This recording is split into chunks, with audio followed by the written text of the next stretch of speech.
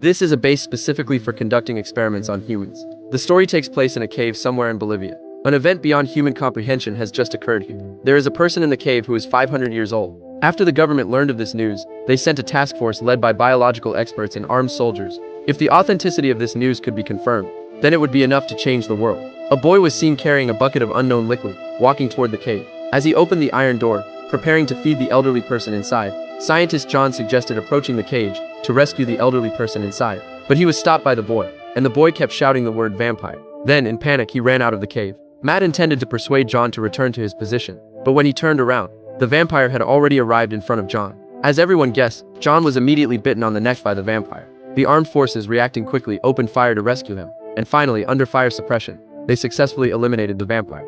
Matt covered John's neck, trying to control the loss of blood. He then took him to the hospital for emergency treatment. Just when everyone thought John was certain to die, he walked out of the hospital unharmed.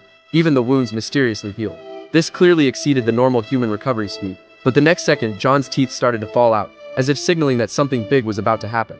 At this moment, a global flu pandemic was breaking out, and the virus was spreading at a rapid mutation rate. It is expected to invade the United States within 3 months. They must quickly develop a corresponding vaccine. But at this point, the vaccine drugs have not passed the testing on experimental subjects.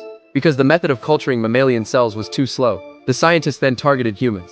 This terrifying 0th patient was none other than John, who was bitten by the vampire in the cave. At this point, he was completely immune to the virus. But this also led to his mutation into a terrifying vampire. The nearby laboratory was holding death row inmates from the prison, and they had all been injected with the mutated blood of the 0th patient, transforming into their current terrifying appearance. But there was a young 11th experiment, whose body still retained its original appearance, and was completely immune to common viruses. But just as the experiment made some breakthroughs, strange events began to occur one after another in the base. Every staff member here would see the 0th experimental subject in their dreams, as if he had the ability to control human brains. And as time passed, all the experimental subjects began showing similar symptoms. After the leader George made eye contact with the 11th subject, a woman appeared in his dream late at night. Even the death row inmates just brought back from prison, who had not yet made eye contact with the 0th subject, saw the appearance of the 0th subject in their dreams. Just as John was about to bite him, the death row inmate suddenly woke up from his sleep. At that moment, John, who was in prison, seemed to sense the inmate's presence.